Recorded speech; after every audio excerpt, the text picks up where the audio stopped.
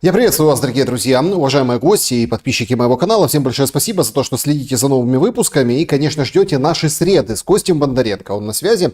Константин Петрович, приветствую вас. Здравствуйте, здравствуйте.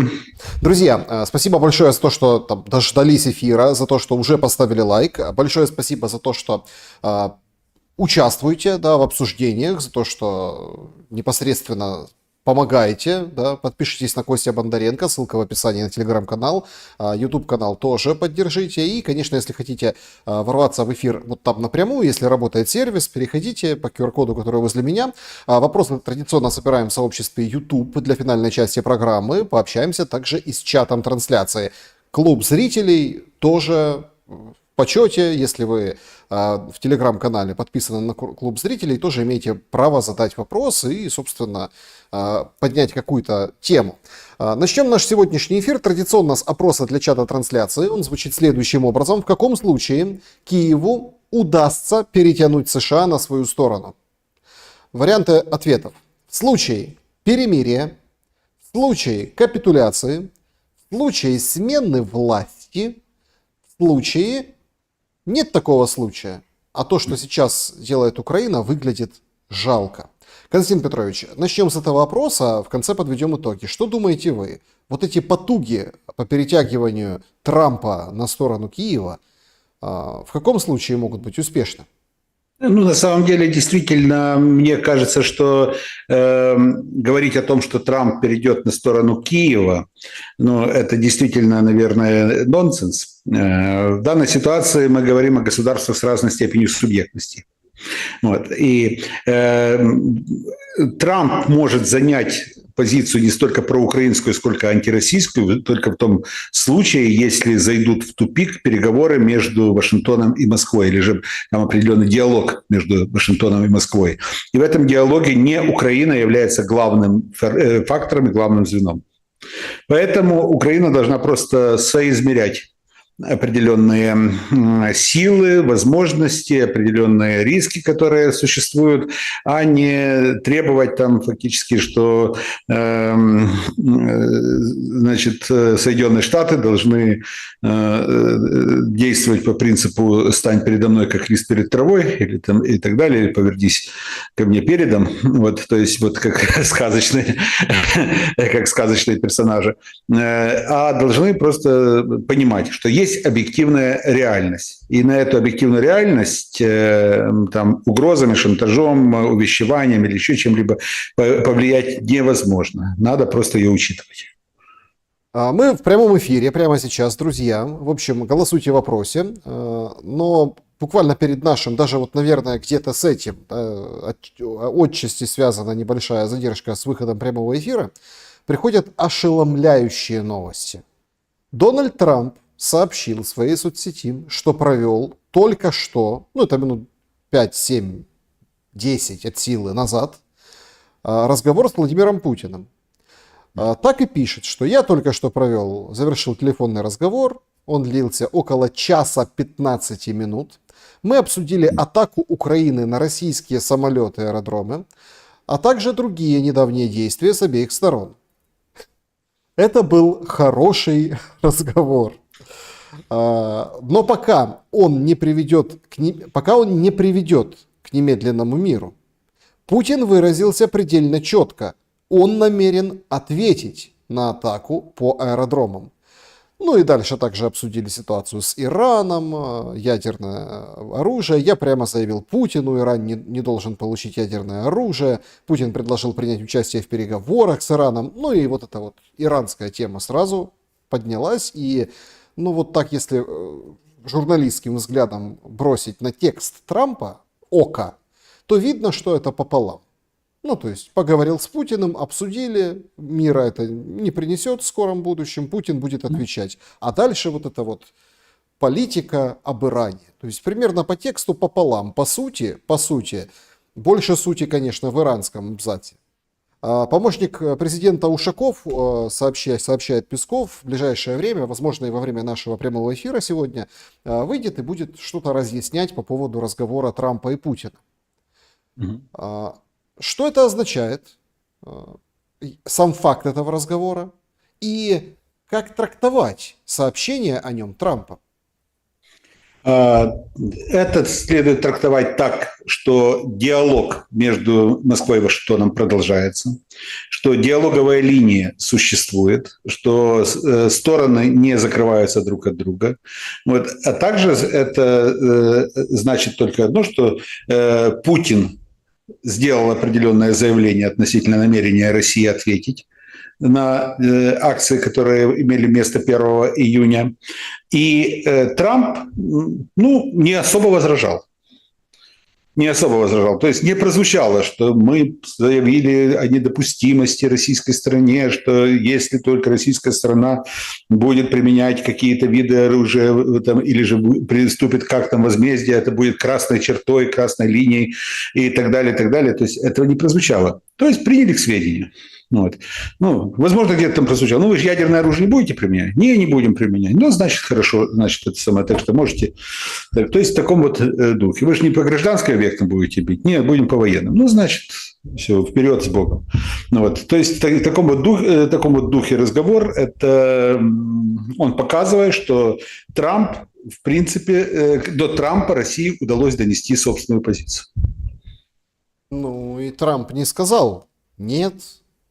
Я и говорю, что Трамп не сказал «нет». И вы понимаете... Трамп не сказал, что это недопустимо. Трамп не сделал каких-то там заявлений, за которыми следовало бы какие-то действия, не выразил беспокоенность. Он это воспринял как данность. Слушайте, так а что это может быть за ответ? Не знаю. Я не знаю. Дело в том, что это вопрос не ко мне. И я не думаю, что кто-либо из политических экспертов может сказать, каким будет ответ. Будет это симметричный ответ? Будет это асимметричный ответ? Будут ли это удары по каким-то объектам, именно по военным аэродромам или же по другим каким-то военным объектам?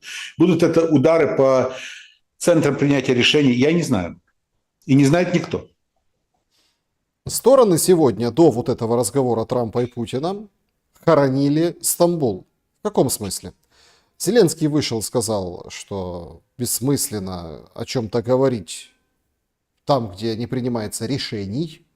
То есть фактически его слова трактуются как, прощай, Стамбул. Назвал меморандум россиян ультиматумом, и, в общем, никто на это не пойдет. И, понятно, там про русский язык высказался. Путин же, в свою очередь, на совещании, там выступал Мединский, опять, понятное дело, отрапортовал, доложил начальнику о том, что это был. Но это, правда, был потрясающий риторический кейс с детьми в Стамбуле. Имеется в виду, что вот смотрите, их 20 тысяч, их 339, сейчас проверяем, сколько на самом деле. То есть тут продолжают макать украинскую сторону вот в это несоответствие со стороны Мединского. И, собственно, он ему ответил, что о чем можно говорить с нелегитимной властью, да еще и такой, которая террористические методы использует. Кто, мол, разговаривает с террористами? На этом Стамбул заканчивается? Нет, я думаю, что нет. Дело в том, что Стамбул не был самостоятельной переговорной площадкой. Стамбул был производной от переговоров, от переговорных полей, которые существуют между Москвой и Вашингтоном. То есть Москва и Вашингтон договорились о том, что Москва перейдет к переговорному процессу с Украиной, с участием Украины. После этого Путин выступил со своим известным заявлением, ночным заявлением, призвал встретиться в Стамбуле, но основные это переговоры ведутся между Соединенными Штатами и Россией. И в данной ситуации можно понять Зеленского. Он пропустил 2 серьезные шайбы информационные. Он пропустил, почему у него была такая острая реакция. Дети – это раз. Потому что вопрос, как только станет понятно, что детей не 20 тысяч в Россию было вывезено, а значительно меньше, и Россия готова рассмотреть каждый кейс по каждому конкретному ребенку, сразу возникнет вопрос относительно того, что должен ли действовать этот ордер Международного уголовного суда. вот, относительно Путина. А второй момент – это по 6 тысячам военных, тела которых Россия готова передать Украине, заявила о готовности передать Украине, которые погибли в Курской области. И это показывает масштаб потерь Украины, причем абсолютно бездарных, абсолютно бессодержательного наступления, вот этой авантюры, о которой мы много говорили, украинских войск в Курской области. Это бьет очень серьезно по Зеленскому. Зеленский поэтому так взбеленился и сказал, что все, зачем нам этот бессмысленный стамбульский процесс. А российская сторона, в свою очередь, ставя под сомнение содержательность стамбульского процесса, она посылает сигнал тем же Соединенным Штатам. Мол, вы брали на себя определенные обязательства по Украине, вы говорили о том, что вы сделаете Зеленского договороспособным, что Зеленский сядет за стол переговоров, где эта договороспособность, и зачем тогда продолжать то, над чем вы не можете, о чем вы не можете там, гарантировать, вот, давать гарантии. Так что в этой ситуации, я думаю, что просто разные адресаты у двух критиков стамбульского процесса. Зеленский больше направляет внутрь страны для того, чтобы каким-то образом удержать собственную позицию, собственные рейтинги, а Путин свою критику направляет в адрес Соединенных Штатов. Но миром не пахнет. Нет, ну смотрите, вот мы буквально недавно встречались у вас в программе с Павлом Щелиным, и мы говорили как раз о том, что это длительный процесс, очень длительный процесс, и подобного рода войны обычно заканчивались, вот мирные переговоры, они длились иногда годами. 2-2,5 года, корейские переговоры по корейскому кризису, вьетнамскому кризису и другие, они длились годами, встречались там десятки раз делегации встречались, шлифовали те или иные позиции, запятые, там, дефиниции и так далее, ну, вот, прежде чем прийти к подписанию определенного мирного договора. Вот. Поэтому и Украину ждет тоже такой же путь, тем более, что у Украины и у России абсолютно диаметрально противоположные концепции мирного урегулирования. Но, простите, у Украины нет этого времени. 2 лет, 3 лет. А Зеленского информируют, что есть.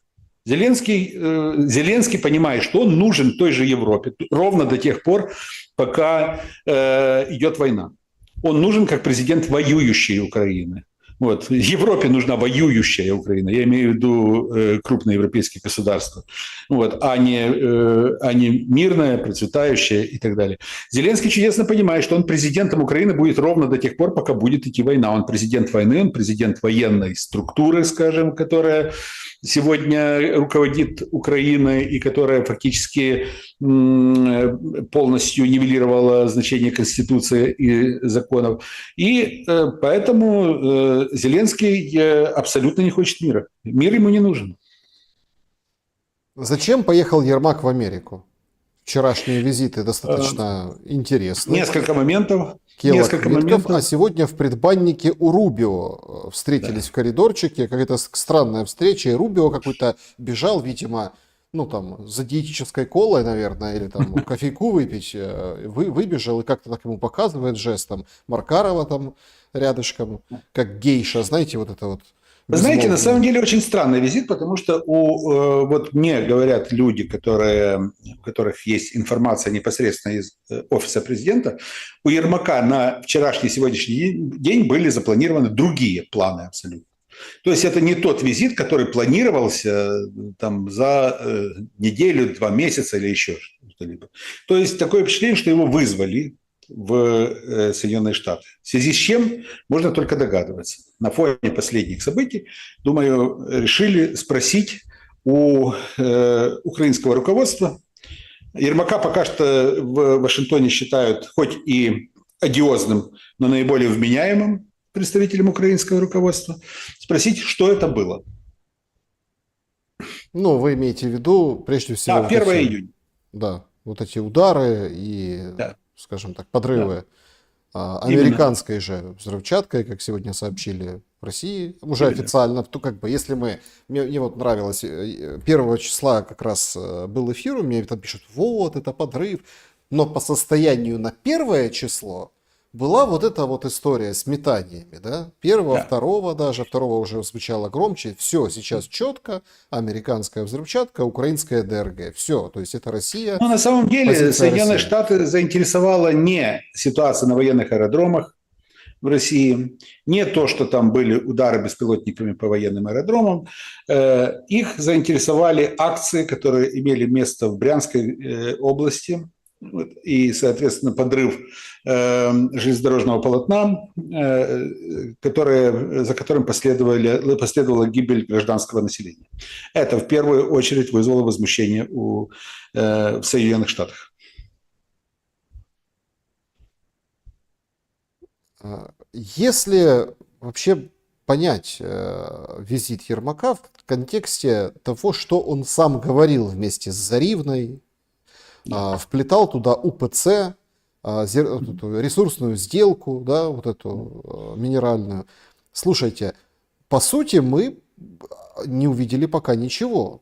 Мы услышали только крики о том, что давайте больше санкций, и типа по официальной версии для, так сказать, телемарафона и для всех украинцев Ермак едет для того, чтобы выбивать американские санкции Грэма.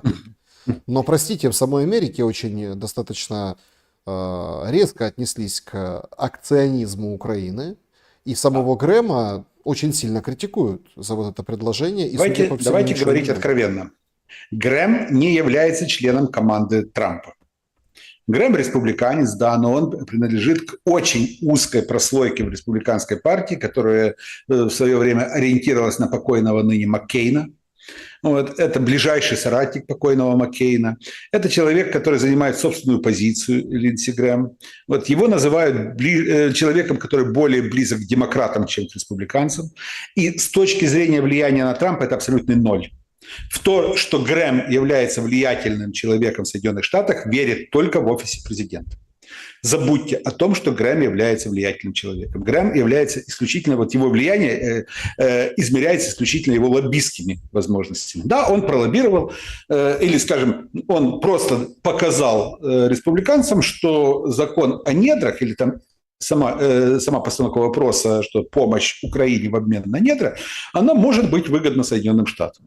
Да, потому что там есть выгода, личная выгода Грэма и тех всех, кто связаны с самим Грэмом, вот, компанией. Но говорить о том, что это человек, к которому прислушивается Трамп, или к которому прислушивается там Рубио, или там еще кто-либо, нет, это, ну, я даже не знаю, ну, вот, влияние Грэма приблизительно такое, как влияние Марьяны Безуглой на украинскую политику. Вот, если быть таким вот абсолютно шумный, вот, постоянно перед камерами, постоянно что-то там требует, постоянно вносит какие-то инициативы, 0, коэффициент полезного действия 0. Вот, значит, поэтому, когда говорят Грэм, можете сразу вот просто так тихонько посмеяться про себя. Вот. Что касается как раз санкций. Вопрос санкций. Вот, есть позиция Белого дома, что санкции введены не будут. Есть инициатива некоторых конгрессменов, сенаторов от Демократической партии, некоторых от Республиканской партии, но модератором процесса внутри Сената является вице-президент. Вице-президент по своей должности является фактическим руководителем Сената, главой Сената в Конгрессе Соединенных Штатов.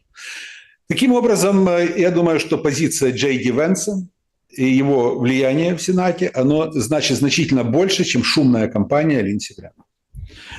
То, что Ермак начал говорить про санкции, вот, он должен говорить про эти санкции, он понимает с кем. Говорить с Джей Ди Венсом. Вот, убеждать Джей Ди Венса. Вот. То, что ему уже сказали, что тема, которая близка для Джей Ди Венса, это религиозная свобода. Это тема, которую он продвигает, которая будет его коньком фактически, которая для него близка. Это не просто политический трюк для него. Джей Ди Венс действительно верующий человек, и он действительно считает, что религиозная свобода – это очень важно. Вот. И то, что Ермаку уже поставили на вид в Соединенных Штатах, что в Украине нет религиозных свобод, это значит одно, что Украина находится в конфронтации, по крайней мере, с этой группой влияния в окружении Трампа. Ну, смотрите, тут такой момент очень интересный. Судя по заявлению самого Ермака, кажется, что он прям хочет переубедить американцев, что украинскую православную церковь надо закрывать, что это там... ну, смотрите, причем никто за язык, если бы... Все прекрасно понимают политический контекст. Стамбулы, эскалация, на фронте эскалация воздушных ударов, летят беспилотники в одну в другую сторону. Понятно, что этот визит мог бы быть таким рабочим, ну и адекватно воспринятым, но сделку с США и УПЦ, ее судьбу, Ермак поднимает сам. Это для того, чтобы мы главного не узнали? Зачем? Смотрите, нет. Смотрите, как обычно происходит подобного рода контакт. Сразу по прилету Ермак приезжает из аэропорта, приезжает в гостиницу, и сразу же у него первые встречи это с лоббистами, которым он платит деньги. Вот. Напрямую, через там Эндрю Мака, еще через кого. Ну, в принципе, у него встреча именно с теми доверенными людьми, которые выполняют задачи. Вот, были поставлены, наверное, им задачи, что необходимо убедить того же Джей Ди Венса, того же Рубио и прочих в правоте украинской линии. Они ему отчитываются. Вот, тет-а-тет говорят, есть большие проблемы. Вот.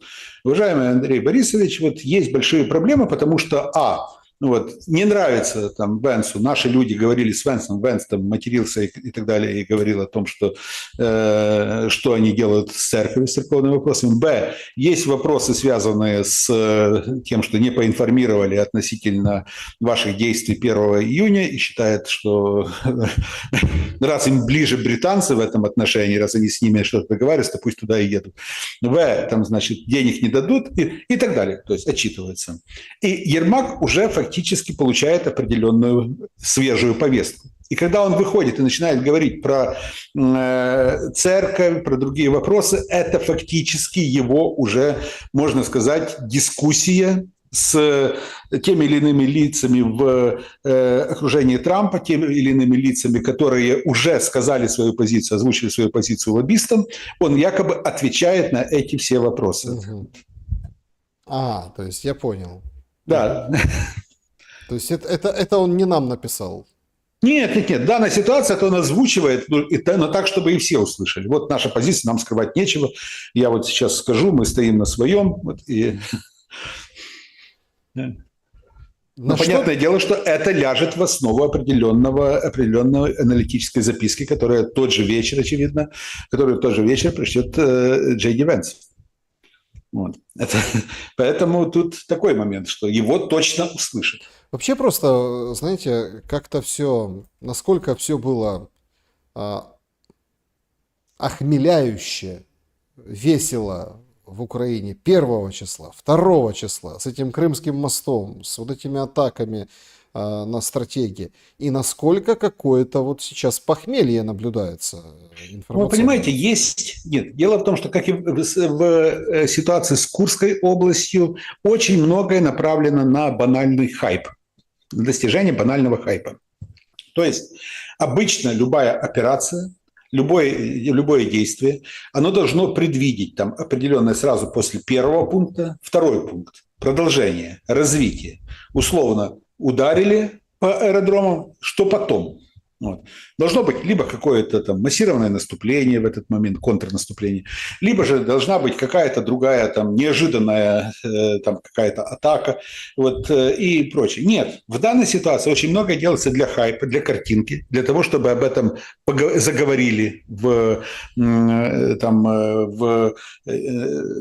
скажем, на CNN, BBC, на прочих там каналах поговорили, там минута или несколько дней славы. Вот, создать определенную информационную среду, ну, вот, заявить о том, что мы уничтожили 41 самолет. Пусть это не так, но пусть это даже и меньше, но кто будет считать? Вот мы заявили 41, значит, вот будет воспринимать на веру 41. Вот, поаплодировали и забыли. Вот этот фактор аплодисментов, он очень важен для Зеленского. Сорвать аплодисменты. И все. Он сорвал аплодисменты, все, его задача выполнена. В этом природа самого Зеленского. Вот. Так что реальный политик должен рассчитывать именно стратегию, просчитывать стратегию. А стратегия должна предвидеть и то, что может ожидаться и ответ. Понимаете, если, условно говоря, какой-нибудь там 12-летний подросток подойдет к огромному амбалу и ударит его с ноги в пах, тот согнется, конечно, будет там корчиться и так далее, но через 5 минут он придет в себя, и, соответственно, этому 12-летнему подростку надо подумать, что он будет потом, как он выгребет за это. Вот. Вот приблизительно та же ситуация с тем, что случилось 1 июня между Украиной и Россией. А Крымский мост? Крымский мост, ну, смотрите, опять же, очень много вопросов по Крымскому мосту. Я вообще рассматриваю очень многие процессы, которые сегодня происходят в Украине, как попытка Василия Васильевича Малюка, председателя Службы безопасности Украины, попросту создать определенную информационную атмосферу вокруг событий, которые, ну, вокруг некоторых активностей, которые происходят. У нас никто не задумался над одним вопросом. Вот. Условно, все говорят о том, что СБУ, то есть Малюк об этом отчитался, вот провела операцию по попыткам уничтожить Крымский мост. Была якобы заложена взрывчатка, взрывчатка сдетонировала, огромное количество взрывчатки. То есть, а кто-то задался вопросом, а боевые пловцы, вот, подразделение боевых пловцов, оно на балансе СБУ? Василий Васильевич Малюк имеет возможность командовать боевыми пловцами? Это вообще-то прерогатива ГУР. Вообще-то у ГУР есть боевые пловцы. И сам Буданов, кстати, выходец из этого отряда боевых пловцов, диверсантов. Вот. И как-то этот вопрос мало кто задавал. А значит, что просто сейчас мы являемся свидетелями того, как информационную повестку Малюк пытается перепрошить под себя. Есть конфликт между Будановым и Ермаком. Есть Малюк, который является человеком Ермака. Малюк, который считает, что он уже засиделся в кресле председателя СБУ, и ему нужны значительно большие полномочия. Там когда-то Марьяна Безуглая даже зарегистрировала законопроект об объединении всех наших спецслужб в одну единую спецслужбу и прочее. Вот. Плюс ко всему есть желание Ермака убрать Буданова. Вот, в принципе, вот, очень хочет, американцы не пускают. Вот, и потому что, как даже на прошлой неделе в «Политико» было написано, что единственный человек, который является противовесом Ермаку, является Буданов. Ну, вот. И в этой ситуации именно, учитывая вот эти кулуарные вот эти все, кулуарную возню в среде силовиков, вот, попросту Малюк вот, берет на себя фактически большое количество активностей, говорит, что это все мы, вот, и даже несуществующие. Он уже готов идти и на увеличение там, количества реальных самолетов, которые были подвергнуты бомбардировке. И придумали бомбардировку Североморска, которой не было. И 5 аэродромов, которых тоже 5 не было, было 2. И подрыв моста и так далее. Все записывать на свой адрес. Все на свой адрес только для того, чтобы создать определенную информационную повестку, информационную ауру вокруг себя и таким образом создать определенный миф, определенную легенду про Малюка в сознании простых граждан. Ну, я так понимаю, потому что Малюк не опасен политически. Малюк – это человек Ермака. Это союзник Ермака. Да, у него там были определенные шатания, он там пытался определенные альянсы с Кличко, за что получил там, и так далее. Там пытался, на некотором этапе его говорили о том, что он может пересесть из кресла председателя СБУ в кресло министра внутренних дел, что едва не поссорило Татарова с Ермаком. То есть разные моменты, но это, знаете, это вот я постоянно говорю, что есть древнегреческий эпос-пародия, подражание Илиаде, называется «Батрахомиомахия». Вот, переводится как «Война лягушек и мышей». Вот это батрахомиомахия, сейчас мы ее наблюдаем. Очень интересно, кстати, ну, это в качестве дополнительной информации, да, Зеленский настаивает на встрече с Путиным. Ну, то есть нужна такая встреча там, где принимаются решения. А, мол, решения в России принимает только Путин, я буду встречаться с Путиным. Путин, выходи, где ты есть?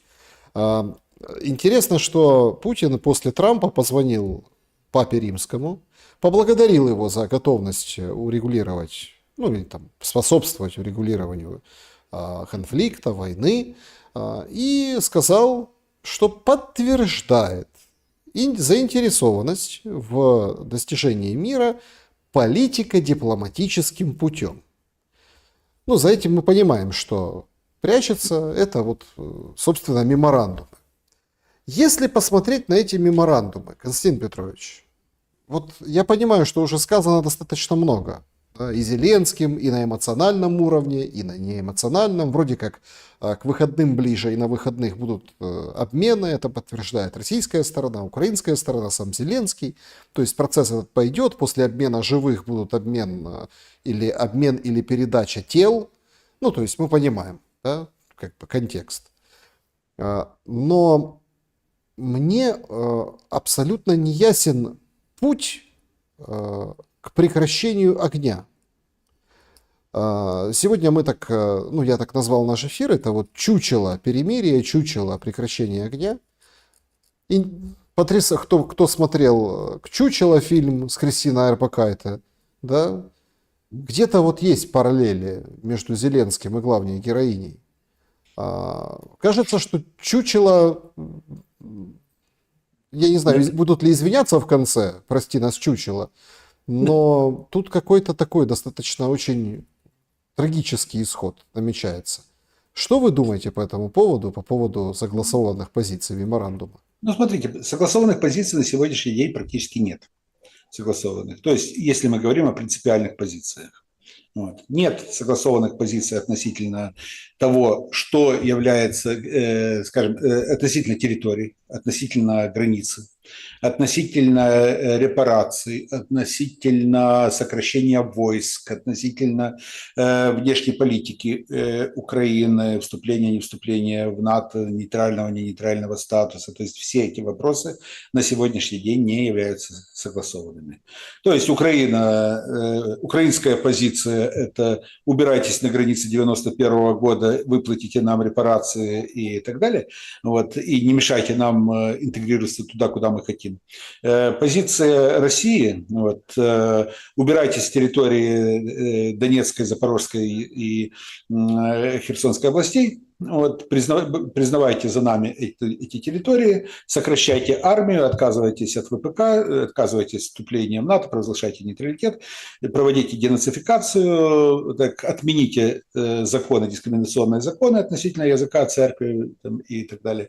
То есть абсолютно разные позиции. Понятное дело, что они диаметрально противоположные, и в этом отношении то, что стороны соглашаются на разного рода гуманитарные или, как мне говорят, гуманитаристские, правильно говорить, акции, когда они соглашаются там, на обмен пленными, на обмен телами погибших и прочие моменты, это пока что максимум, которого можно достичь. Рамштайн сегодня прошел, представляете? Да. Каждый Рамштайн, я помню, вот еще какой-то период времени назад, это было целое событие. Мы помним Ллойда Остина, могучего, темнокожего человека, который сидел сначала с Резниковым, потом вот с Умеровым, и, так сказать, излучали силу и мощь коалиции. Рамштайн дня сегодняшнего прошел без Америки, даже по видеосвязи. Хексет не включился, сказал: нет, спасибо, у нас другие приоритеты. Значит, что имеем? Британия. 350 миллионов фунтов, это дроны, 100 тысяч дронов плюс в этом году. Германия, вот эти 5 миллиардов, которые я говорил, ну, мы их разбирали, да, там ПВО, да, производство каких-то ракет на территории Украины, инвестиция, в общем, плюс еще гуманитарная там помощь. Нидерланды 400 миллионов евро и противоминный корабль, да, один, катера и морские дроны тоже. Бельгия. Инициатива ежегодная помощь в размере миллиард до 29 года. То есть по миллиарду Бельгия будет выдавать. Норвегия 700 миллионов и дроны на 50 миллионов. Канада 45 миллионов долларов на дроны, рэп, IT-решения, в общем, какие-то броневики канадские. Мы видели, недавно было видео, разошлось. Ну, может, кто не видел, объясню в двух словах. На передовой, возле водоема, пошел, видимо, ну, по нужде Да. водитель, да, механик. И этот БТР угнали. И он за ним бежал так эпично, мол, остановитесь там, но никто не остановился. Непонятно, что он за ним бежал. Если это угнали, ну, условно, противники, россияне, то как бы бежать опасно, могут и пристрелить. Наши побаловались. Ну, в общем, угон вот таких БТРов, такие будут давать. Ну и Швеция 440 миллионов на программы снарядов, дронов и все остальное. Если сравнивать этот Рамштайн с предыдущими, вот там, времен Байдена, да, или там еще, как-то не густо, согласитесь. Да, абсолютно. Абсолютно не густо. Запасы исчерпываются у самих европейских государств. Более того, все то, что сейчас озвучено, те или иные цифры будут размазаны по месяцам, а иногда годам. Некоторые будут носить отдаленный характер. Условно говоря, вот противотанковый корабль, который передают нам европейцы, он сможет войти в Черное море только после завершения боевых действий. Доктрину Монтрё никто не отменял и так далее. Поэтому все эти моменты тоже необходимо учитывать.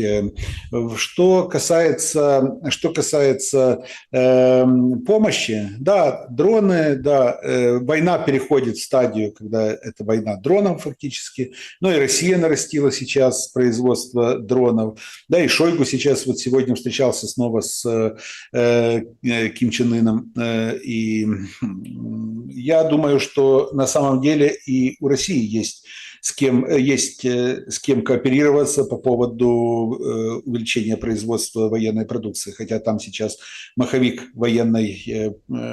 производства военной продукции запущен на полную мощность, и остановить его в ближайшее время, даже если будет подписан мир, будет невозможно так скоро. Что можно сказать? Что можно сказать, что Рамштайн себя постепенно исчерпывает. Уже фактически пытаются сейчас уже выскрести крохи, те, которые Украина может помочь. Украине обещали европейские государства, что они полностью заменят собой Соединенные Штаты. Потом британский премьер сказал, что нет, все-таки мы собой полностью не сможем заменить. Без Соединенных Штатов как-то оно не то. И сейчас мы видим, что Рамштайн просто подчеркивает, показывая, что да, действительно, не могут они полностью компенсировать собою те возможности, которые предоставляли Соединенные Штаты. Прямой эфир, приходят новости. Я уже анонсировал, что поговорили Трамп и Путин, и Ушаков выходит на брифинг. Говорит о том, что Трамп подтвердил Путину, что США были не в курсе планов бить по аэродромам. То есть Трамп, получается, в позиции, ну не то что извиняющейся стороны, в том плане, что мы были не в курсе. Это важный момент. Также важно о том, что, в общем, Путин рассказывал Трампу о том, что Киев пытался сорвать переговоры. Тоже, наверное, важно, потому что дальше можно только себе представить, что напишет Трамп, что он выйдет, скажет к прессе. То есть очередной виток очень интересен после этого разговора. Ну и такой, знаете, гаденько как-то все равно становится в информационном плане на душе.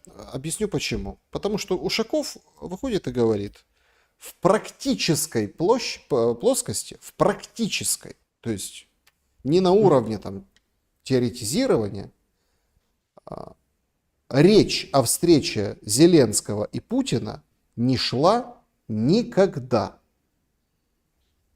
Это еще один, получается, гвоздь в крышку пиарного гроба, этого спектакля, который нам разыгрывают. А Зеленский разыгрывает этот спектакль достаточно долго, еще со времен первого Стамбула.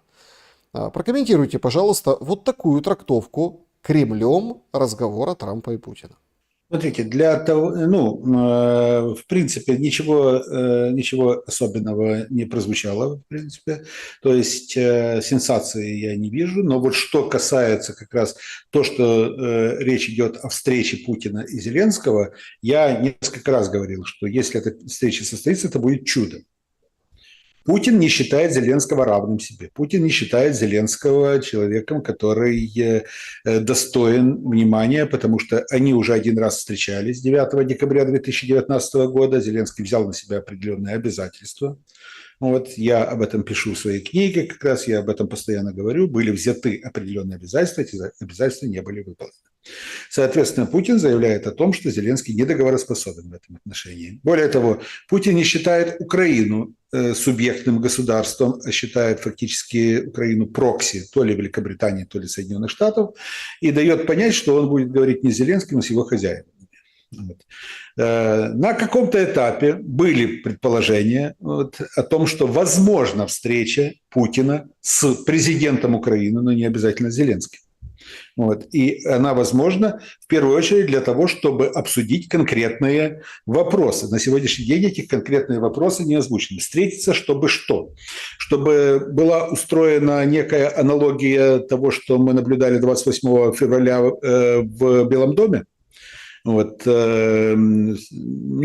Пока не будет конкретики, пока не будет определенного понимания того, что может стоять за переговорами, до тех пор, понятное дело, даже речь не может идти о встрече двух лидеров. Лидеры обычно встречаются не для того, чтобы решить технические вопросы. Для этого существуют переговорные группы. Лидеры обычно встречаются для того, чтобы фактически поставить точку в конкретном процессе. В конкретной войне они могут встретиться. Но только если они демонстрируют договороспособность и если они демонстрируют взаимное доверие. Если нет взаимного доверия, то, соответственно, речи о встрече быть не может. Понятно, что там договорились иметь контакты, это все, в принципе, вы сказали выше, да, вот буквально, то есть я не понимаю, куда все-таки ветер дует, да? Ермак там перед сенаторами выступает, говорит, санкции надо на Россию вводить, то есть выступает, отвечает на вопросы, его там слушают. Тут интересно, что опять это все онлайн в эти минуты, 20:49 сейчас на часах, Трамп удаляет свой пост о разговоре с Путиным. Наверное, на редактирование.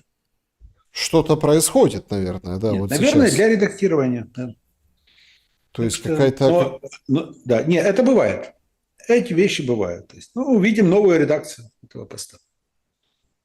То есть сам факт произошел. Наверное, некоторые позиции решили, что политически неграмотно и политически неправильно именно в такой трактовке подавать. Поменяют определенные акценты, возможно. Так что... Да, сейчас подождем, наверное. Это если удалил, то, наверное, не навсегда. Вы правы. Я поэтому говорю, что это, скорее всего, это технический момент. Значит, сейчас подождем, наверное, Трамп опять чего-то напишет. Сравним, по крайней мере, будет возможность сравнить, да, один пост и другой. Это прям будет очень интересно сейчас. Я бы хотел продолжить вот какой темой. Значит, я понял, почему решил удалить, потому что российская сторона говорит 1:10 продолжался разговор, а там было написано 1:15. Причем еще говорили 5 минут. В свое время, в 1975 году, состоялась встреча президента Джеральда Форда и генерального секретаря ЦК КПСС Леонида Брежнева во Владивостоке. И после этой встречи как раз тоже была разница во времени, в коммюнике там. И когда Джеральд Форд приехал в Соединенные Штаты, вот, от него потребовали отчета, о чем вы еще говорили полчаса с Брежневым. Наедине. Значит, нам Сибига, да, сообщил, что Украину приняли в... Ну, давайте, там сложное название, как бы английскоязычное. В общем, организация по правам человека. Ну, то есть, мы теперь новые члены, мы туда вступили. Да. И это все на фоне, когда парламент голосует в первом чтении за то, чтобы человек, который там даст другому человеку под санкциями карточку за что-то расплатиться, был притянут к ответственности, привлечен уголовной. Причем нехилой. Если до 150 тысяч, ну, расчеты гривен, то это как бы там штрафы крупные и так далее. Если свыше 150 тысяч гривен какой-то человек сделает покупку человеку подсанкционному, то там 10 лет тюрьмы. Отличное правовое государство. Мы там с вами под санкциями, мы немножко понимаем, что это такое. То есть, да, какой-то вообще ужас, да, какие-то дети врагов народа. А сегодня еще одна очень интереснейшая история, как раз вот под это вступление в эту, ну, организацию, да, по правам человека. Анатолия Шария приговорили к 15 годам тюрьмы за госизмену, там, за, в общем, работу на ФСБ и все такое. Причем ужас заключается в том, что, понятно, это все по удаленке, понятно, там никто там адвокатов не пускал, это все Винницкий суд, он взял все это, сделал, и потом, ну это опять-таки, как утверждает Шари, мы не знаем, якобы с ним связывались люди из этого суда, говорили, понимаешь, давление офиса президента, а у нас тут как бы дела, а вот повыгоняют всех, работы лишимся, на фронт отправят, детям не за что будет мороженое купить, лето жаркое наступает, судьи. Поэтому мы вот так вот взяли и бомбанули, чтобы это очень легко было разбить в апелляции. Ну вот типа, мы вот это дичи наворотили, и апелляция это легко как бы отменит это решение, поэтому, мол, Анатолий, не серчай. Слушайте, ну отличное правовое государство, как раз в такие организации вступать. Александр, я просто скажу, я, наверное, не имею права этого говорить, но вот в день, когда были введены санкции против меня, 1 мая этого года, мне позвонило столько людей, которые имеют отношение к власти, в том числе к принятию этого решения, вот, и каждый из них извинялся и говорил, ну ты понимаешь, ну, люди подневольные и так далее, и каждый из них говорил, ну это ненадолго. Ты же понимаешь, это ненадолго. Скоро все поменяется, вот это ненадолго. То есть это то, чем живет сегодняшнее украинское чиновничество. Ожиданием, что все это поменяется. И они понимают, что они тоже уйдут вместе с этой властью, вот, но все равно как бы вот ситуация такая. Вот. Что касается Шария, когда мне сегодня мой приятель прислал информацию как раз о том, что против Шария введены, скажем, принято решение, суд принял решение относительно там, того, чтобы осудить его на 15 лет заочно, я пошутил, говорю, испанский суд или украинский. Вот, ну, понятное дело. И тут вспоминается анекдот как раз. Рабинович, вы знаете, что они говорят о вас, когда вас нет дома? Ну, когда меня нет дома, они могут меня даже бить. Вот это вот приблизительно про Шария. Я думаю, что ему от этого ни жарко, ни холодно. Ну тут же, понимаете, нет, смотрите, тут же вопрос к системе. Системе, да, то действительно. Нас принимают такая в вот... какие-то, ну, понимаете, нас в организации принимают на государственном уровне, гуманитарные, по правам человека, по защите Извините, там... да. Но это вот такая вот, понимаете, объективная реальность, данная нам в таких дурацких ощущениях. Понимаете, вот то, с чем мы имеем сегодня дело. Но что касается этой системы, понимаете, нас принимают в организацию по скажем, защите прав человека, да, и так далее. Вот, но в то же время сейчас поднимается вопрос о том, что в Верховной Раде хотят вообще ликвидировать комитет по вопросам свободы слова. Зачем нам комитет по вопросам свободы слова, если у нас и так со свободой слова все хорошо? Вот. Да, я думаю, что у нас, в принципе, можно отменить и целый ряд статей Конституции, которые гарантируют гражданские свободы. Зачем, если у нас и так все хорошо с гражданскими свободами? Зачем еще об этом писать в Конституции? Масло масляное такое, знаете. Все же, все чудесно понимают, у нас все хорошо с гражданскими свободами. Вот. Поэтому я в этом отношении, еще один курьез. Приняли нас да, скажем, признали, что у нас, что мы на высоте в плане свободы, гражданских свобод, человеческих свобод. Так, что-то там долго редактируют, пока нет этого. Давайте обсудим еще суммы, потому что это, конечно, катастрофа, то, что там происходит. Люди пишут в своих соцсетях, сумчане, о том, что собирают вещи, тяжело прощаются с нажитым. Ровно ситуация повторяется, как Донбасс, как там другие регионы, да, когда люди должны были брать самое необходимое, складывать в котомку и оказывается посеред поля широкого на Вкраїні милій. То есть в никуда уезжают. И суммы в этом, скажем, случае, они же кардинально отличаются от Донбасса, даже от Харькова, которые там пытались атаковать, пытались там полуокружать, но потом как-то вот на подступах остановились и дальше немножко там откатились. Сумы – это тот город, который даже в момент полного неожиданного 22 года, да, когда российская техника зашла, там оказывали сопротивление, ТРОшники. То есть сказать, что Сумы были захвачены полностью, нельзя было. Там присутствовали российские войска, но им там оказывали партизанское сопротивление. Кстати, один из немногих таких городов, где именно вот действительно там было сложно, они там не могли с той воинской частью ничего сделать тогда, в 22-м. И вот сейчас такая участь ожидает Сумы. Продвижение по селу по 2 в день, это конкретно, то есть все это признают, и это прямое следствие Курской операции. Но об этом никто не вспоминает. Почему? Потому что наша позиция Зеленского, позиция генерального штаба в том, что мы и дальше находимся в Курской области, что мы дальше контролируем значительную часть Курской области. Это я не шучу. Это постоянно к этому апеллируют. Посмотрите сводки. Мы дальше находимся в Курской области, мы контролируем, и мы бьем врага на его территории. Если исходить из того, что необходимо начать реальную оборону Сумской области, значит, стоит признать, что мы полностью бездарно потеряли те территории, которые вследствие Курской авантюры были в августе прошлого года захвачены.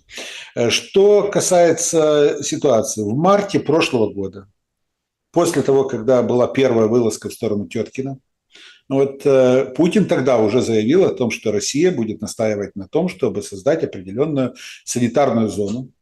Непонятно какой шириной, там 20-30 километров и так далее, на границе между Украиной и Российской Федерацией. И, соответственно, тогда же уже многие эксперты говорили, что северная часть Сумской области, северная часть Черниговской, северная часть Харьковской области, скорее всего, тоже будут оккупированы. В Киеве отмахивались, говорили, да не, ничего, это он блефует, это что, да какое там, они не могут справиться на Донбассе, какое там. Сейчас это ответ.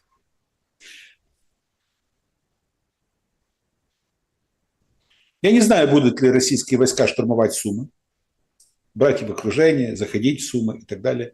Но то, что они могут подойти вплотную к городу Сумы, это, создавая именно эту санитарную зону, это я вполне могу предположить. Знаете, какой-то... на самом деле, всех жалко, конечно, да, но сумчан жальче вот сейчас становится потому, что они стали заложниками идиотизма. Ну, Да? в прямом смысле этого слова. Знаете, Нет, я все... неоднократно бывал в городе Сумы. Сумы люблю очень этот город. Вообще там прекрасные люди живут в Сумах, Сумской области. Прекрасные люди. Сума – это уникальный, в принципе, по своей природе город в Украине. Это город, который фактически вырос, можно сказать, за считанные годы. Вот. В 1970 году население Сум составляло 60 тысяч, а в 1980 – 240 тысяч. То есть это благодаря именно двум крупным предприятиям, которые были построены в Сумах, НПО имени Фрунзе и химический комбинат. Вот. Так что приехало большое количество людей, достаточно интернациональная среда была, так что это да. Все это было, но это прекрасный город на самом деле. Прекрасный город. И очень не хотелось бы, чтобы сумчане пострадали в этой ситуации, чтобы пострадал сам город.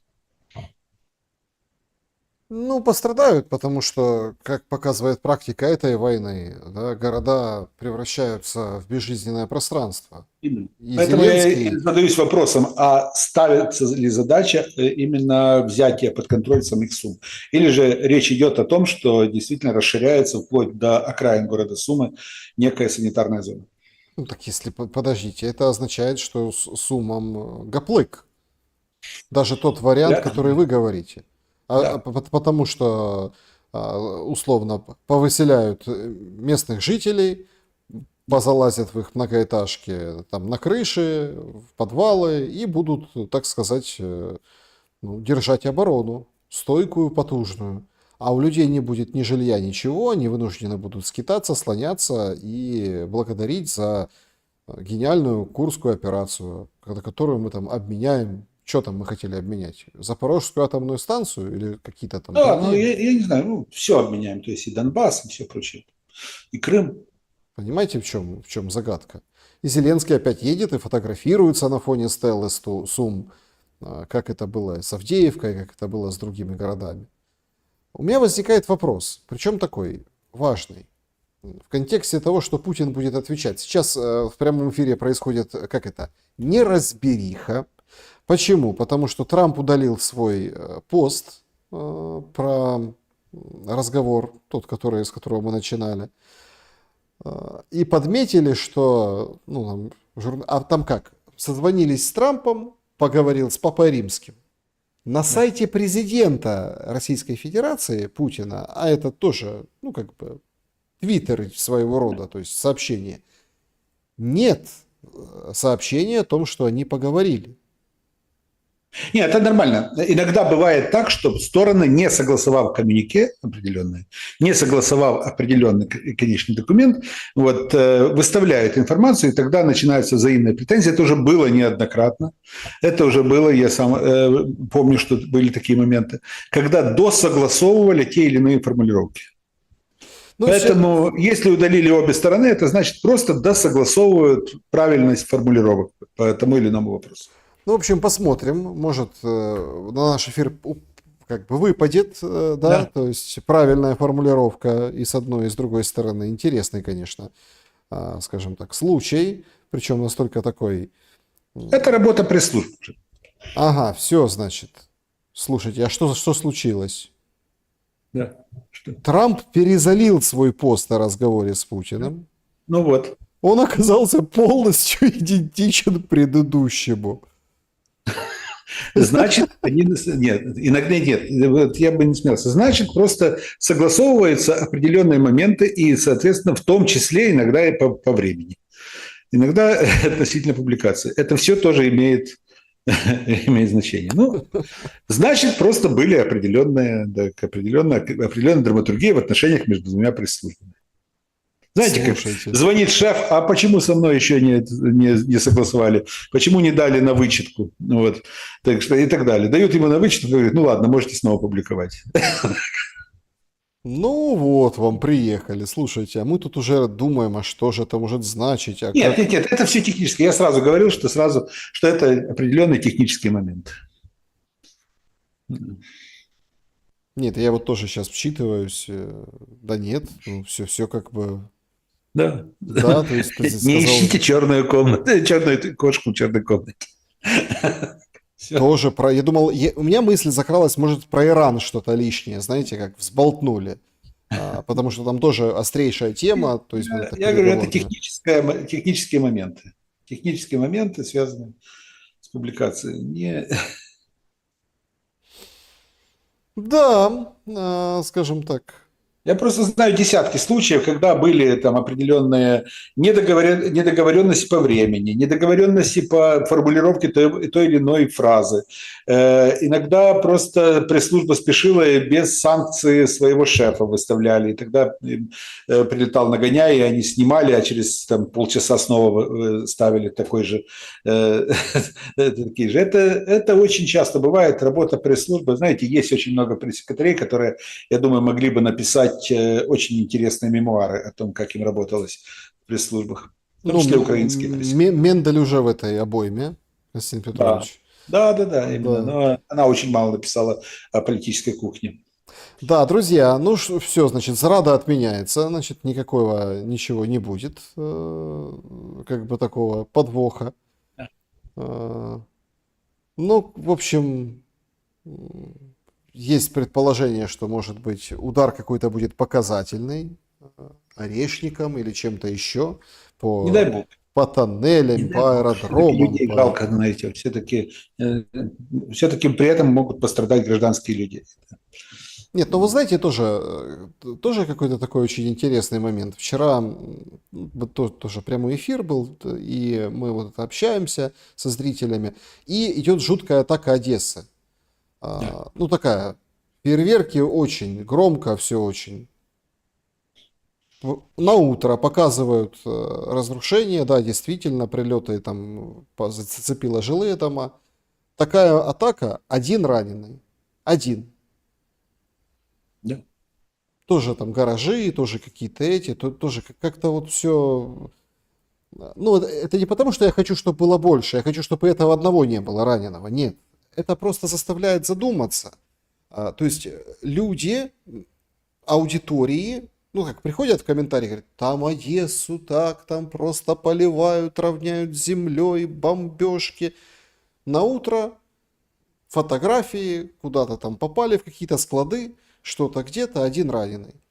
То есть, и ты понимаешь, что вот эти эмоции, да, ну, это все работа на какие-то эмоции. Для того, чтобы держать людей в страхе, в каком-то, ну, таком угаре, ненависти обязательно, и делать на этом политический гешефт. Отчасти, да. Знаете, войны очень не похожи друг на друга. Вот.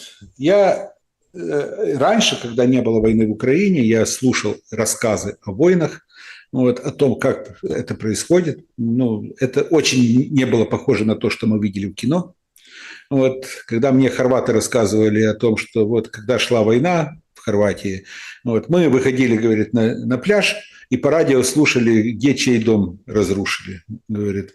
Вот, когда мне в Сирии рассказывали, что разрушенная улица Алеппо, с одной стороны полностью разрушенные дома, с другой стороны функционируют парикмахерские, кафе и так далее. То есть это военные корреспонденты рассказывали эту историю.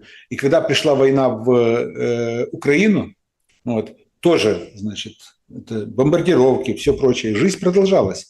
Продолжалась жизнь, и как-то... Ну да, на утро в Одессе на пляже все, да? Да, Да. именно. То есть это, кстати, в данной ситуации, я уже говорил это уже не раз, и еще повторюсь, это война, которую на Западе называют уникальной, удивительной войной, по той причине, что обычно в войнах последние десятилетия, в войнах последних десятилетий, да и столетий, вот, количество гражданского населения, которое гибло в войнах, значительно превышало количество военных. Ну, мы не знаем статистики. Слава Богу. Мы не Нет, знаем мы знаем. статистики. Мы знаем, мы в принципе. знаем статистики. Нет, мы знаем, в принципе. И по поводу судьбы гражданских мы тоже мало что знаем. Давайте будем говорить откровенно, что мы приблизительно знаем количество, которое нам подают даже, что во время бомбардировки погибло 4 человека, 5, там, 2 человека погибло и так далее.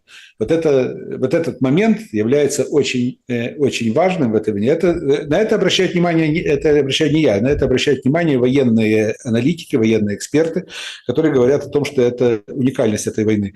И второй момент в этой войне – это то, что это действительно война, которая уже перешла фактически в разряд войны дронов на определенном этапе. Вот. И она показывает, что все старые методы ведения войны, они абсолютно недейственны, они абсолютно бессмысленны. Да, друзья, переходим к вашим вопросам, предварительно закрыв наше голосование. Спасибо большое всем, что поддерживаете. Сейчас, собственно, перейдем к вашим вопросам. Голосование вот как завершилось у нас. В каком случае Киеву удастся перетянуть США на свою сторону? 7% в случае перемирия, 11% в случае капитуляции, 29% в случае смены власти и 53% не удастся. И вообще вот эти поездки Ермака, вот эти все потуги, они, выглядят жалко. Что скажете? Ну, что тут сказать? Ну, в данной ситуации что-то сказать. Вот, половина является реалистами, в принципе. Это точно. Перейдем к вашим вопросам. Спасибо большое, что пользуетесь суперчатом, суперстикерами. Супер спасибо. Александр Сергиенко задает вам вопрос. Что вы думаете про Евгения Панасенкова? Это фрик или экстравагантный историк со своим именем и мнением? У Панасенкова есть свое мнение, своя подача материала. Вот, он работает на публику, в первую очередь. Это не историк, который там исследует какие-то процессы. У него есть свое видение того или иного процесса, но его подача этого видения рассчитана именно на широкую публику. Вот. И в этом отношении вот эта театральность, которую он использует, которую кто-то считает фриковостью, кто-то считает там, оригинальным способом подачи, это рассчитано именно на широкую зрительскую аудиторию. Перейдем к клуб зрителей. Тоже есть вопрос. Евгений Антонов. Если название Украина все-таки сохранится, то кто из теоретиков украинской нации вам наиболее симпатичен и наименее людоед? Вячеслав Липинский. Вячеслав Липинский, идеолог украинского консерватизма, мне ближе всего, особенно его работа, даже не самая фундаментальная работа «Листы до братів Хліборобів», мне больше всего импонирует его эссе, политическое эссе под названием «Хам и Афет». Не потеряло до сих пор своей актуальности. Вот про украинское хамство в украинской политике, как с сегодняшнего дня списано. Да уж, значит, переходим к вопросам из сообщества YouTube. Спасибо большое за то, что оставляете их. Людмила Тарновская. Здравствуйте, Константин Петрович. Как вы считаете, может ли быть короткий путь к завершению войны через смену власти в Украине или нет? Почему США не идут этим путем? Спасибо, берегите себя. Еще не вечер. Так что нет, в данной ситуации, вы понимаете, в политическом инструментарии международном существует большое количество тех шагов, которые могут предприниматься теми или иными странами, но не предпринимаются до поры до времени, потому что многие считают, что существует определенный конституционный путь, который еще не исчерпан. Но Соединенные Штаты как раз, наверное, лучше других знают и могут показать на практике последних десятилетий, как за очень короткое время можно приводить к власти вместо легитимного или полулегитимного лидера то или иное временное переходное правительство, попросту хунту. 6 тысяч тел не могут быть из Курской области, потому что их нельзя отдавать по закону. КТО, Минобороны всегда пишет, откуда взяты тела, а Федина это заявила для хайпа. Николай. Нет, почему? Дело в том, что в данной ситуации речь идет именно о 6 тысячах. 6 тысяч. А дальше уже вопрос уже откуда они взяты. На Донбассе, еще где-либо. Федина заявила, наверное, Федина каким-то образом знает, откуда они поставляются. Возможно, она знает детали переговоров. Не на голом же месте она делала подобное заявление. Угу. Всем хорошего вечера. вопрос об этимологии УНА-УНСО. Правильно ли выводить ее от немецких формирований? Заранее спасибо. А причем тут немецкое формирование? УНА, УНСО – это Украинская национальная ассамблея, Украинская народная Ну, самооборона. откуда они пошли? Да, нет. Так в данной ситуации, я скажу, была структура под названием СНУМ, Союз независимой украинской молодежи. В 1990 году, летом 1990 года, руководство СНУМ было обвинено в том, что оно присвоило к себе деньги, которые передавались украинской диаспорой на развитие этой организации. Когда был объявлен внутреннее расследование, куда девались деньги. Несколько лидеров этой организации заявили, что мы больше не имеем никакого отношения к СНУМу. Мы являемся теперь представителями новой организации и заявляем о создании организации УНА-УНСО. И, соответственно, тогда же, в 90-м году, летом 90-го года, и появляется эта именно организация. И она абсолютно отпочковалась и имеет свою историю дальше. Дальше, соответственно, уже история украинского радикализма, история радикальной организации. К сожалению, покойный ныне Марчук Евгений Кириллович не может рассказать уже всей правды о том, как создавалась УНА-УНСО, не может рассказать, как эта организация попала под контроль и влияние украинских спецслужб и как она использовалась дальше, в каких целях. Константин Петрович, Андрей спрашивает, как вы считаете, имеет ли Ермак собственные президентские амбиции? Я думаю, что диктаторские, да, но президентские, он же человек здравомыслящий, он чудесно понимает, что за него никто не проголосует. Был когда-то во времена Кучмы анекдот, когда к Кучме пришел там кто-то, условно говоря, Пустовойтенко. Пришел и говорит: Леонид Данилович, есть две новости, хорошая и плохая. Говорит, плохая новость в том, что за вас не проголосовал ни один человек. Хорошая новость, вы избраны президентом Украины.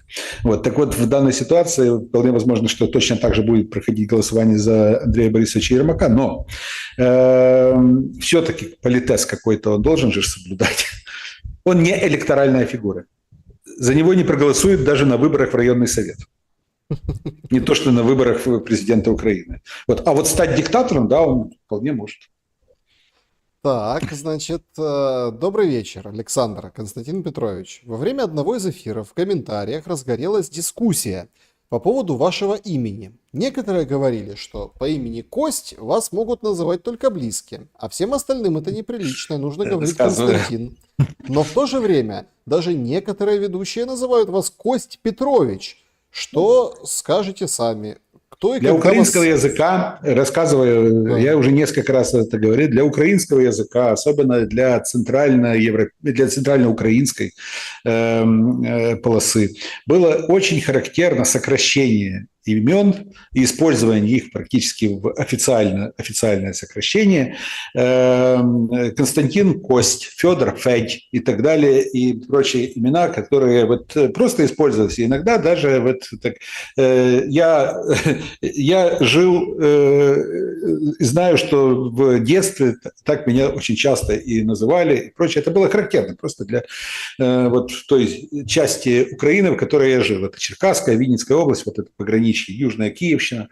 Там это было принято. Более того, меня назвали в честь моего двоюродного деда. Мой отец родился в день, когда арестовали его дядю, Константина Шеперского, и он погиб в сталинских лагерях. Он всегда был Кость Шепецкий. Всегда был. Arестовали его как даже не кулака, просто только потому, что у него крыша была покрыта жестью. Это ему было поставлено в вину. Так просто было поставлено. Кто-то написал на него донос, забрали, и он умер в лагерях. Не расстреляли, умер в лагерях в 1941 году. А его жена фактически воспитала моего отца. И когда я родился, отец меня фактически назвал в честь него. Так у нас было семейное предание, меня так с детства называли, не только близкие, соседи, все это было принято. И когда я писал первые свои статьи, начал писать свои первые статьи, я просто начал подписываться именно так, зная, что это и немножко непривычно для слуха, взора или для других, что это и привлечет внимание, да, и таким образом я использовал эту сокращенную форму, украинизированную форму, принятую в Центральной Украине. Мгм. Здравствуйте, уважаемый Александр. Константин. Вопрос Константину. Как вы думаете, в будущих учебниках школьных по истории Украины что напишут? Правду или будут восхвалять Зеленского? Спасибо. В Наталья. зависимости от того, какой будет власть в Украине. Вот. То есть мы же понимаем, что история, она обычно пишется по заказу, школьная история, пишется по заказу действующего режима. Меняется режим, очень часто меняются и акценты в школьном учебнике, а иногда даже изымаются те или иные лица, личности, или же ставятся под сомнение их заслуги. Вот. Советский период это очень наглядно показал, когда менялись оценки тех или иных лидеров в зависимости от политической ситуации в стране. Вот. Ну а поскольку история, согласно академику Покровскому, это политика, обращенная в прошлое, вот, то, соответственно, и в зависимости от политического курса будет и формироваться образ, в том числе и Зеленского, а также других политических лидеров. Добрый вечер, Константин. Ран Реактор спрашивает. Зеленский назвал идиотами людей, которые предложили перемирие для того, чтобы забрать убитых воинов. Он это сказал потому, что не хочет, чтобы общество знало о потерях и чтобы не платить деньги Нет, родственникам погибших. я уже Дмитрий. сказал, да, я уже говорил об этом, и сегодня, в частности, затронул эту тему. На самом деле Зеленский понял, что украинская делегация, переговорная делегация попала в определенный идеологический капкан, идеологическую ловушку. И я не знаю, кому адресовал Зеленский выражение «идиоты», российской стороне или же украинской переговорной группе, но он был в ярости. Мгм. Уважаемый Константин, вопрос от Сержио. Возможен ли в Украине военный переворот? Неужели командиры среднего звена не понимают, что режим просто посылает солдат на убой в целях пиара? Где же воспеваемые в песнях свободолюбивые украинские люди? Военный переворот – это же не просто следствие недовольства тех или иных групп солдат. Вот. Прошли те времена, когда там Измайловский или Семеновский полк могли по своей прихоти менять императора или императрицу. Вот. А в данной ситуации есть несколько составляющих этого процесса. Первый момент – это то, что система охраны, система защиты президента и президентских и институтов власти является достаточно серьезной. Второй момент – это то, что спецслужбы работают на то, чтобы не допустить единства в среде военных, чтобы военные ни в коем случае не начали какие-то переговоры относительно организации заговора. Все держится под очень серьезным контролем, и все делается для того, чтобы сделать людей, которые могли бы теоретически стоять во главе заговора, сделать врагами, перессорить между собой. И третий, самый главный момент, который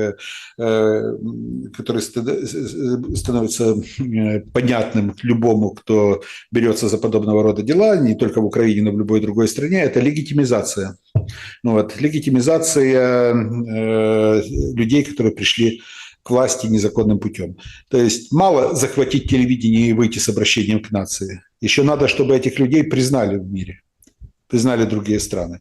Вот. Так что этих три аспекта, они являются определяющими при планировании любого подобного действия в наши дни. Так, чат трансляции, подключаем вас. Боцман, уважаемые, на Украине сейчас активно форсят тему, что ядерное оружие в России не работоспособно. Как думаете, кто и с какой целью это делает? Ради хайпа фактически, да, у них что, вот смотрите, у них же даже не могут запустить эти свои боеголовки, да, они уже давно там отсырели, они уже давно не работоспособны, у них там уже транзисторы перегорели, там, ну, то есть вот такого вот рода информацию я встречал, абсолютно бредовую информацию встречал неоднократно, уже на протяжении, наверное, даже лет 5, не только во время войны. Общая позиция, что ядерное оружие у России блеф, у России нет давно никакого ядерного оружия, и куда смотрит Америка, лучше пока русские там держат неработоспособное оружие, лучше ударить ядерными ракетами по России и так далее. Это же давно уже печатается, публикуются такие вот бредовые идеи. А, Кида, ну, в общем, пользователь. Вопрос к Александру и Константину. Вы понимаете, что больше никогда не вернетесь из эмиграции? Нет, не понимаю. Вот. Никогда не говори никогда. Я понимаю, что да, я вернусь. Да, я понимаю, что время Зеленского подходит к завершению. Время Зеленского подходит к концу. Уйдет Зеленский, у нас будет возможность вернуться. Но это ведь будет совсем другая Украина. Да, это будет абсолютно другая Украина. Вот. Но Украина. Просто это будет другое государство Украина. А страна Украина останется той же.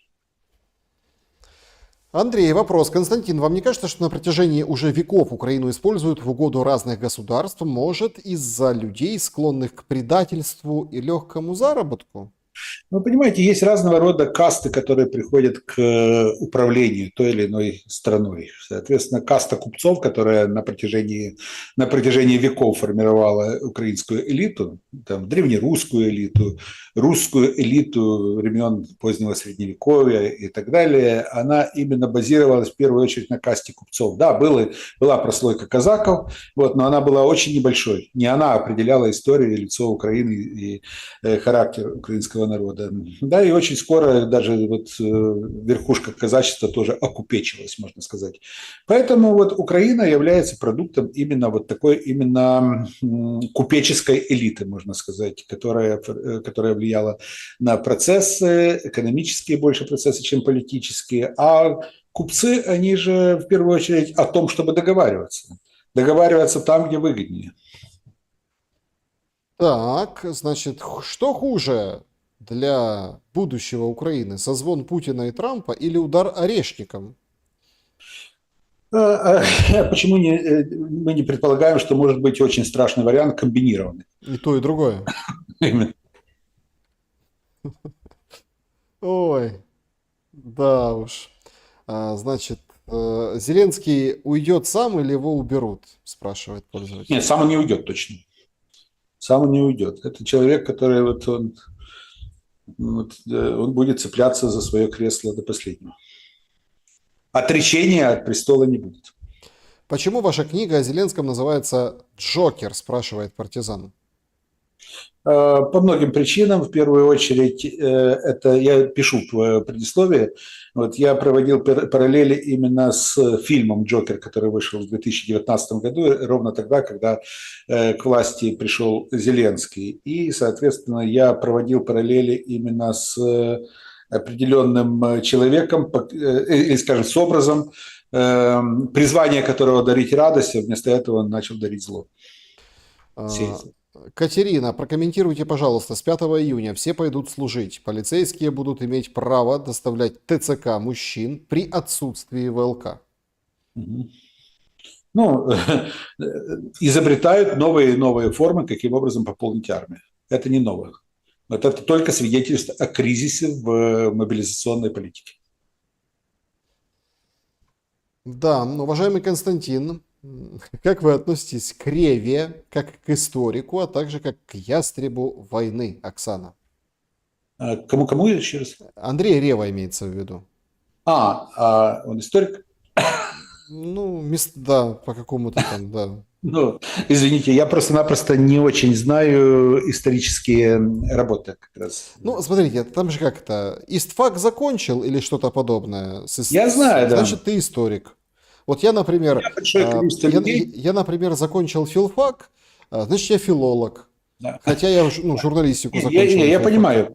Вы знаете, очень многие мои однокурсники, которые сейчас, кто-то стал политиком, кто-то стал генералом СБУ, кто-то стал генералом разведки и так далее, они оканчивали исторический факультет. Мы все учились у одних профессоров, мы все сдавали одни и те же предметы, но сказать, что эти люди являются историками, как-то я не совсем могу. Хотя, да, я знаю примеры там историков, которые писали исторические трактаты, исторические книги и так далее. Сегодня пошли с оружием в руках, воюют. Вот тоже один из моих там однокурсников сейчас именно, вот, он недавно совсем вернулся с передовой, так что вот, да, есть разные люди.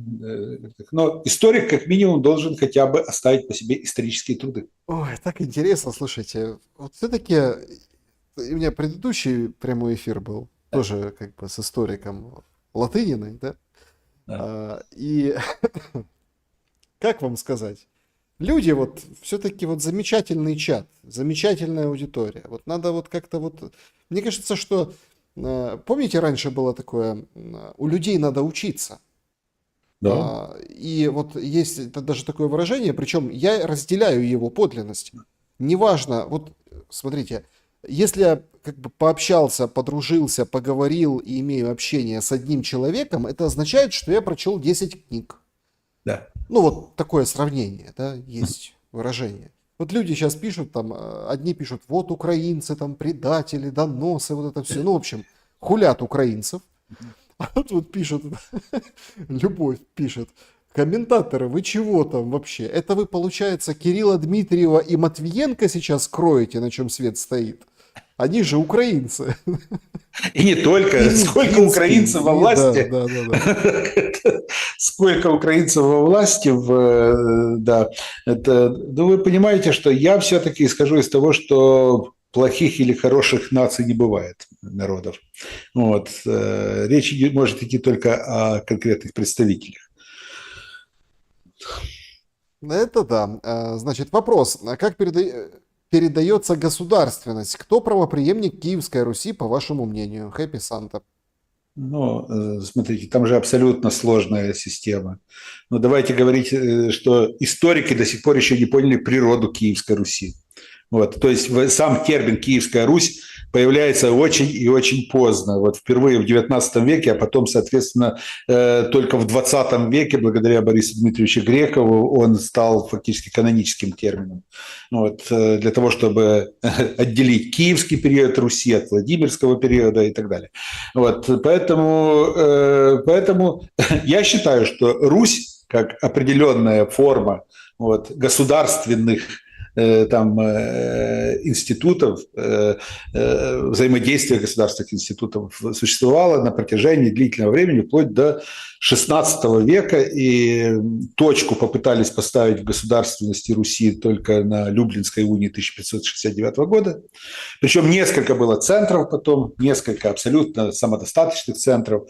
В 2005 году русские историки, российские историки, они же придумали термин «другая Русь», которым они характеризовали Великое княжество Литовское. Вот, они говорили о другой Руси просто. Тогда это не мое изобретение, это изобретение российских историков. Поэтому, знаете, разные формы, которые существовали. И в то время как раз не было такого понятия, что там передается название от одного к другому, там, к какому-то центру. Там шли в средние века, вот кто раньше стал, того и тапки. Кто больше захватил, того и суверенитет над этой территорией. Вот, там не было этих условностей, которые характерны для нынешнего времени. Так что... Игорь, вопрос. Кость, смогли бы ли вы жить в России? Теоретически смог бы. Но если бы у нас были определенные сейчас отношения, вот, сейчас я понимаю, что между нашими народами идет война, к сожалению. Я считаю, что этой войны не должно было быть ни в коем случае. Спрашивать, кто виноват, кто прав, это уже абсолютно неправильный вопрос. Надо поскорее закончить эту войну. Вот. Но у меня огромное количество родственников, друзей, знакомых в России. Я действительно люблю эту страну, я не боюсь в этом признаться. Вот. Я очень часто бывал там, у меня там выступал очень часто, не столько на телевидении, сколько на различных конференциях, вот, с лекциями выступал. И я понимаю, что я мог бы теоретически там жить, но давайте закончим войну. Андрей Плеханов, вопрос. Константин, в чем причина раздора между Кличко и Зеленским? Это старые, у них еще личные отношения, старые личные отношения. Они еще до избрания избрания Зеленского президентом вот как-то лично никак не ладили. Ну, было такое у них, не любят люди друг друга. А дальше уже добавились институциональные моменты. Когда Андрей Ермак понимает, что Кличко сидит на 2 миллиардах долларов, которые являются бюджетом города Киева, вот, как же можно выпускать из поля зрения этих 2 миллиарда? Их надо прибрать к рукам. И вот между офисом президента и главой киевской администрации, между офисом президента и киевским мэром ведется именно война на такую дискредитацию Кличко. Вот. Жизель спрашивает, может ли КНДР в качестве военного союзника России нанести удар по Украине? КНДР? Да. Насколько я понимаю, у КНДР нет на сегодняшний день таких возможностей, таких ракет, которые бы достигли бы территории Украины. Вот. Это все-таки огромная территория. Огромное расстояние, извините. Нет, смотрите, дело такое. Интересно, правда. Тут президент Южной Кореи. Да, новый президент, который выступает за нормализацию. Обкозлил Зеленского, говорит, вообще ни в чем не разбирается, ни в политике, ни в дипломатии. Ужас. А в чем он не прав? Не, это президент, что может так вот прям выходить. Я понимаю, я шучу, конечно, я шучу, но в данной ситуации, естественно, что дело в том, что подобного рода заявления он делал еще до того, как был избран президент. Это да. Да, это так, знаете, президентский пост очень часто меняет мировоззрение человека. Слушайте, человек вообще, он за мир с Северной Кореей. Вдумайтесь, за мир урегулирования.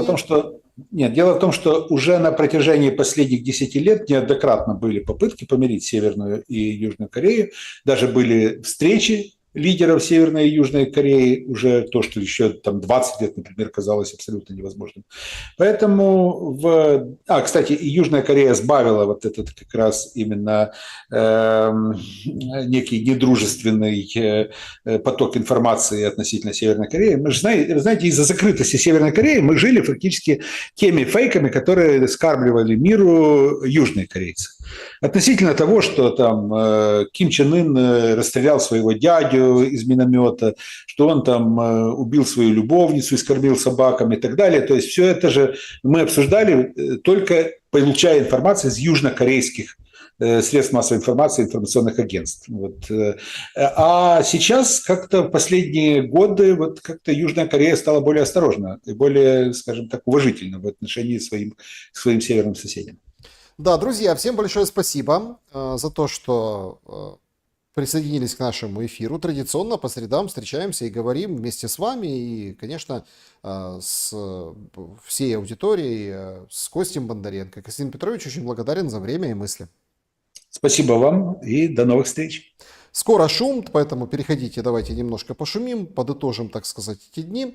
Я очень благодарен всем за то, что ставите лайки, не забывайте про них. И, такой новый тренд последних дней, не стесняйтесь написать хороший комментарий.